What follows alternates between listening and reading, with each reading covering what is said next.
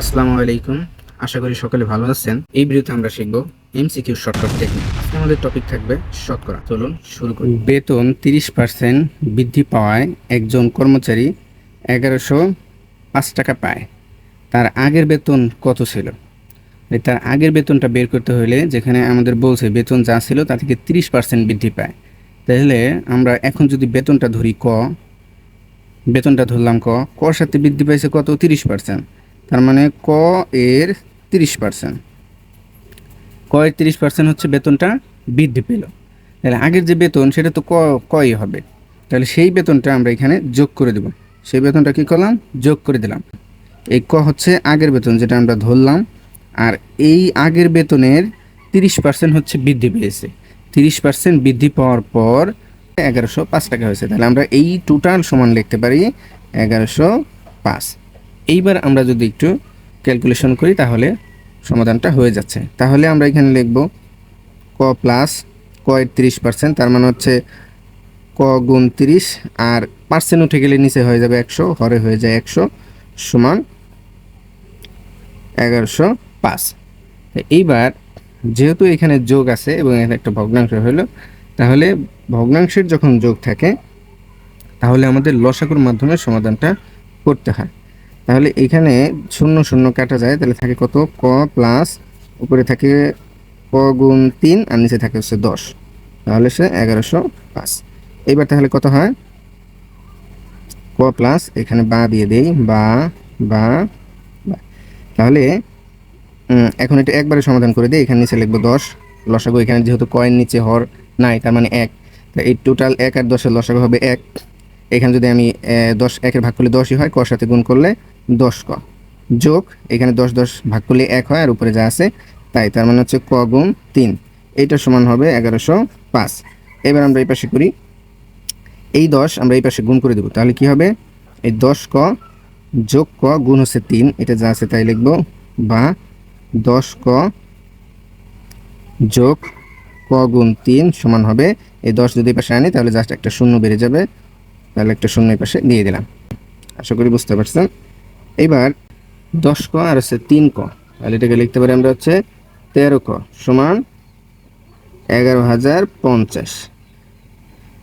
এইবার আমরা বা এই 13 আমরা ওই পাশে দিয়ে দিতে পারি। 13 যদি আমরা ওই পাশে দিই তাহলে হয়ে যাবে কত?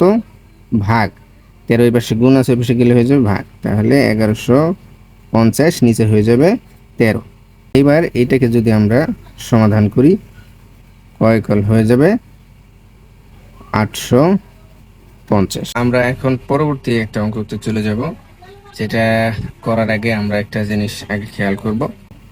একটি পণ্যের মূল্য 8% বৃদ্ধি পেলে এর ব্যবহার কত পার্সেন্ট হ্রাস করলে খরচের কোনো পরিবর্তন হবে না? তার মানে একটা পণ্য যদি বেড়ে যায়, একটা পণ্যের দাম যদি বেড়ে যায়, তাহলে তার ব্যবহার কতটুকু কমালে, আগে যে আমি ব্যবহার করতাম তার থেকে কতটুকু কমালে আমার যে টাকা দিয়ে কিনতাম ওই টাকা দিয়েই আবার কেনা যাবে। এইটাই হচ্ছে এই ধরনের অঙ্ক যখন থাকবে যে খরচের কোনো পরিবর্তন হবে না। মানে আমি আগে কোনো পণ্য আমি 100 টাকা দিয়ে কিনতাম, এখন দেখা গেছে ওটা 10% বেড়ে গেছে, তার মানে 110 টাকা দাম হয়েছে, তাহলে আমি সেই 100 টাকা দিয়ে কিনতে চাচ্ছি, আমি 110 টাকা দিয়ে কিনবো না। তাহলে আমার কতটুকু কম কিনতে হবে, তাহলে ব্যবহার কতটুকু কমাতে হবে, তাহলে ব্যবহার কমাতে হবে। এরকম ধরনের অঙ্ক যখন আমাদের শতকরায় থাকবে, জাস্ট আমরা এইটা একটু ফলো করব।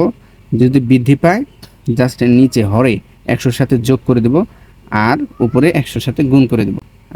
দুইটা উদাহরণ দেখব, তাহলে আশা করি আরও ক্লিয়ার হয়ে যাবে।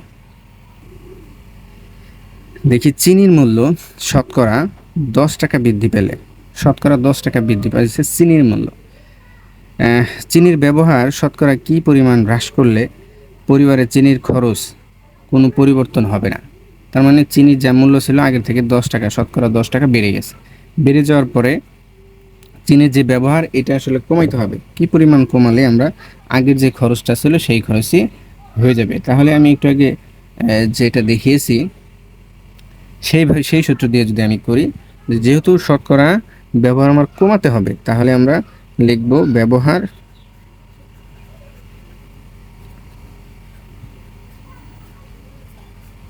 ব্যবহার কমাতে হবে।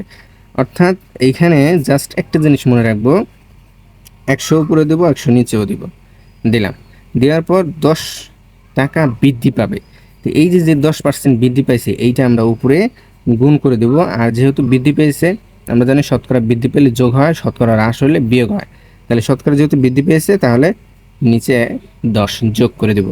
জাস্ট কাজ আমাদের এইটুকুই, আর কোনো কাজ নাই। তাহলে এখানে হয়ে যাবে গুণ করলে উপরে একটা শূন্য বেড়ে যাবে, আর নিচে হয়ে যাবে 110, নিচে হয়ে যাবে 110। এখন এই শূন্য শূন্য কাটা যাবে, তাহলে হবে আমাদের 100, নিচে হয়ে যাবে 11। এটা যদি আমরা ভাগ করে দেই, তাহলে দাঁড়াবে 9.09%। এটা হয়ে যাবে আমাদের অ্যান্সার। তো পরবর্তীতে আরও একটা উদাহরণ যদি আমরা খেয়াল করি, এইখানে দেখি আসলামের আয় আরিফুলের আয় অপেক্ষা 25% বেশি। তাহলে আরিফুলের আয় আসলামের আয় অপেক্ষা শতকরা কত কম? শতকরা কত কম?